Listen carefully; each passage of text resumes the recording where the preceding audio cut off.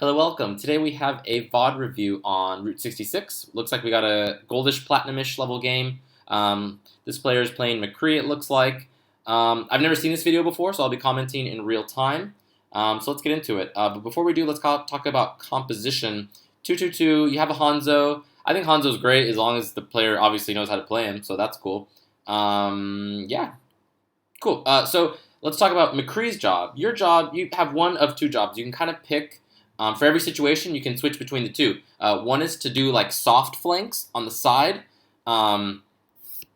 where you get like on the sides of your opponents. McCree's not really built for like hard flanks where you get like behind them like Tracer and Genji is. So you're just looking for high ground, looking for like high noons on the sides, left and right. And that being said, there are times when you can get behind your opponents for like a sneaky high noon and situations like that. That's great. Or your second job, which is to protect your backline, which currently is Hanzo and Zenyatta. And actually, before I talk about comp too much, let's make sure that this is your comp. I don't see any switches in the chat log. So okay, yeah, cool. So yeah, so you could protect your backline in Hanzo and Zenyatta. More so Zenyatta, but Hanzo and Zenyatta will probably be staying close to each other roughly.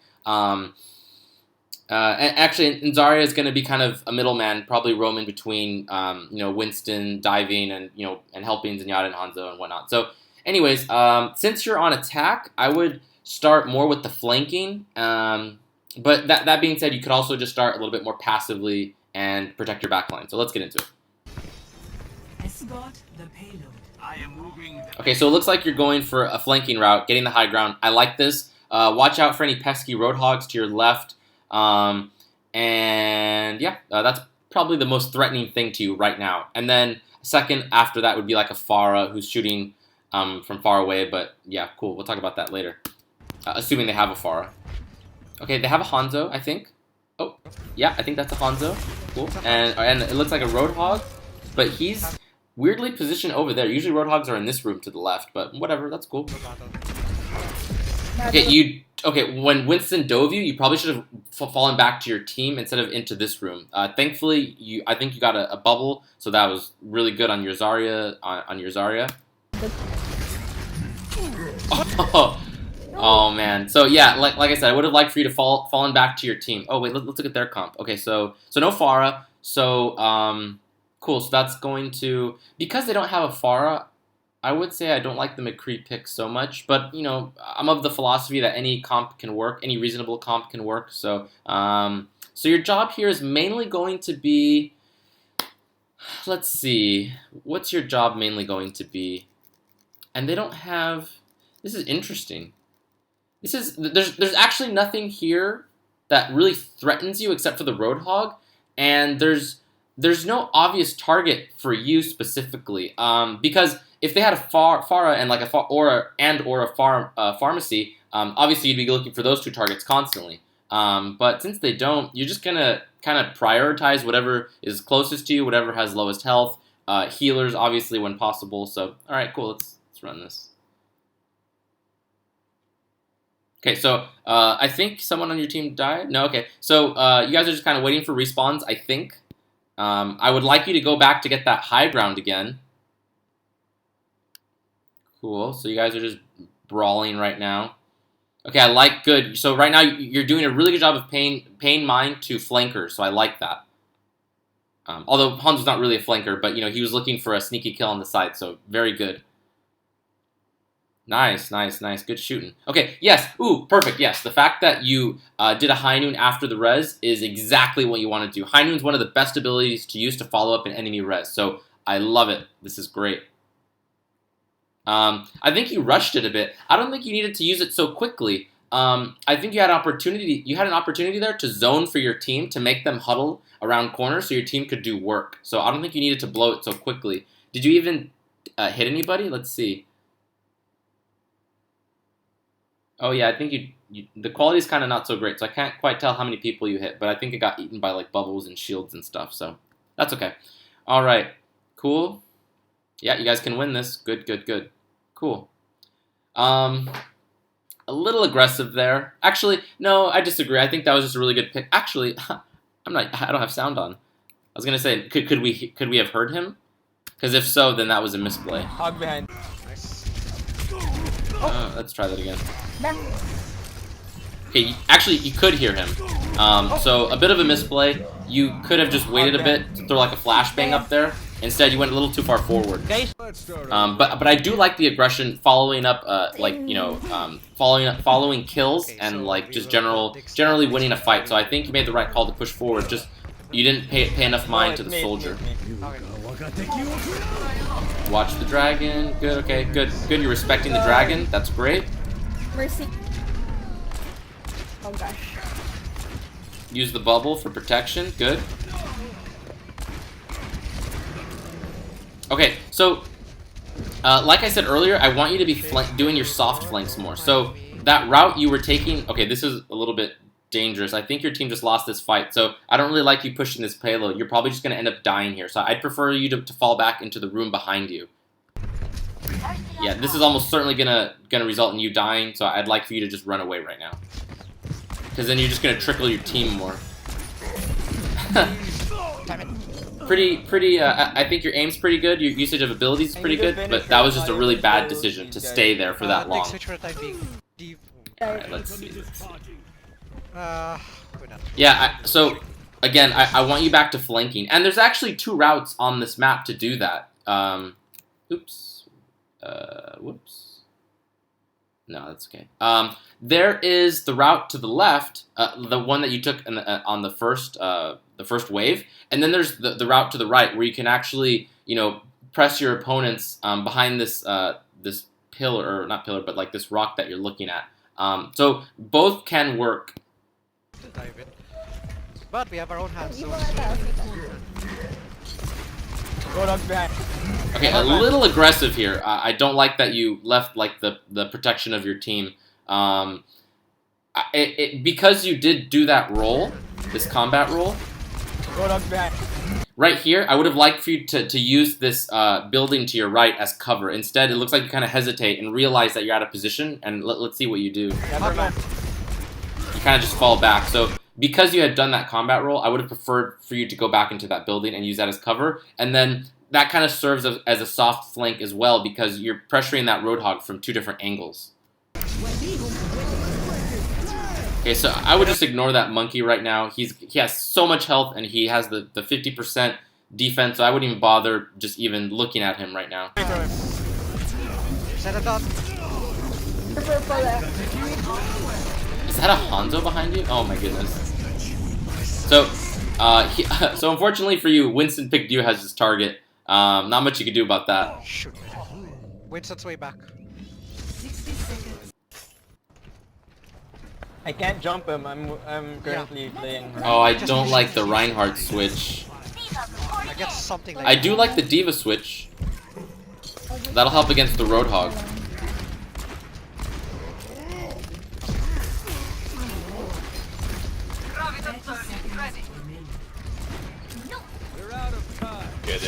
Woo, that Hanzo's not bad.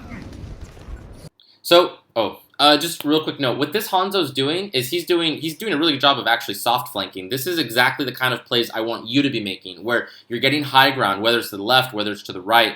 The right's a little bit harder because you have to go kind of up that little hill. Yeah, so these are the kind of things I want you to be doing as McCree. Side. Everyone's here. Oh, a little aggressive there. Very good bubble. No. So, like, right now... okay, well, this Winston's on you, so you can't really do much about that. So, actually, what you're doing is fine. You're going to need to get heals. If this Winston wasn't here, I would recommend, again, going to this flank on the right and looking for opportunities there. But because this Winston's on you, you need to kind of stay where you are and get heals. Almost done. Good. Very good, very good. Oh, that soldier. Okay. Let's see what happens here. On my way. Oh, nice. Watch, respect the dragon. Good, you're respecting the dragon. I like that.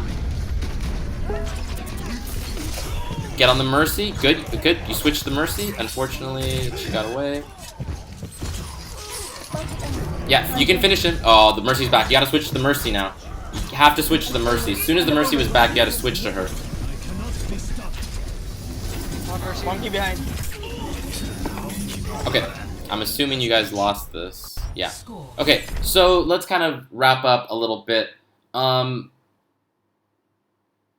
don't like McCree too much on attack unless like you're just a super sick McCree. I will commend you on your ability and aim on your ability usage and your aim. I think it's pretty good for your level. I'd probably place you at like a low diamond maybe. But for attack, it's actually, in my opinion, it's pretty hard to bust out a McCree. He just doesn't offer a whole lot of playmaking potential. Or sorry, no, that's the wrong word. He doesn't offer a lot of pressure on attack for a map like this. Sorry, and right now I'm speaking specifically about Route 66. He doesn't offer a lot of pressure in the same way that like Pharahs do and Genjis and Tracers. And yeah, so that's kind of all I'll say about that. So just kind of a side note. That's not to say that you can't bust out McCree, and there's definitely comps where he can work really well. But the way you were playing him, first you went for that flanking route, and I thought that was great. I think that's ultimately what you needed to do more of. But after that, you stopped doing it completely. You were just kind of with your back line,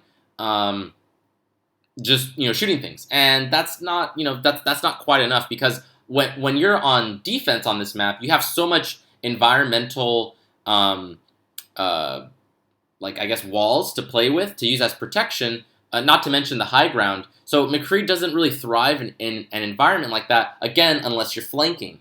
So that's probably the #1 piece of advice I need to give you right now. So if you want to bust out a McCree on attack, you got to be flanking.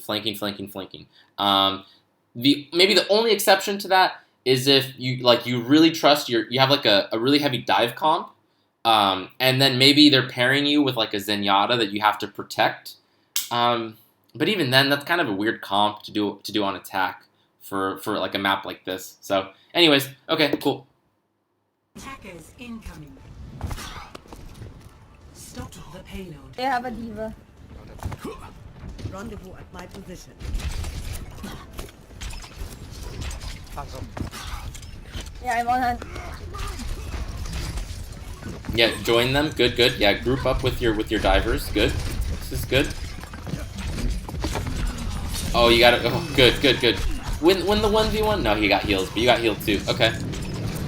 Okay, so right now, your cooldowns are going to come back up soon. You need to already start going back and get ready for a flank. Do you remember what that Hanzo was doing to you earlier when he was scatter arrowing you from that area? You need to be doing the exact same thing.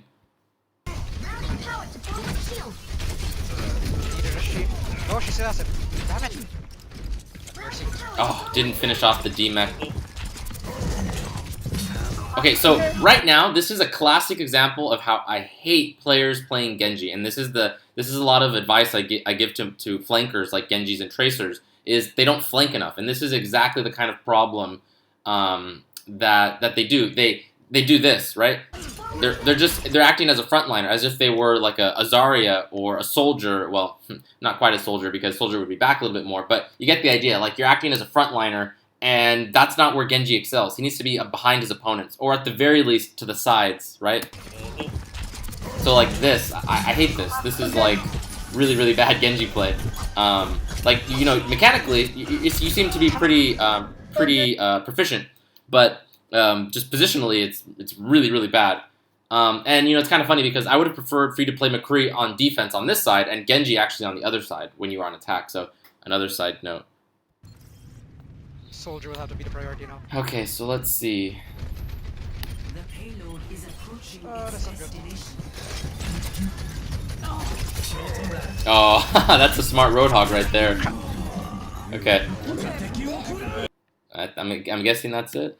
Yeah. So to wrap up, I want you to this isn't usually the advice I give to VOD reviews. This is maybe the first time I have to give this specific advice, which is for you, your ability usage is pretty good. Your aim is pretty good. Your ultimate usage is also pretty good. It seems like, although I guess I only had You used Deadeye once or twice, but the one time I can remember, it was like the exact moment I wanted you to use it. You just had that payload in front of you, which was unfortunate. But yeah, so your only problem is actually just positioning, and it's not so much that you're in like a bad place.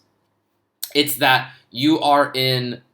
There's more optimal places to be in, right? With the one exception of when you were playing Genji just now and you were acting as a frontliner. Aside from that, the rest of your positions have been like okay, but if you want to elevate your gameplay, you're gonna have to get into more optimal positions. So in the case of McCree, flanking, high ground, on the sides, and in the case of Genji, getting behind your opponents. So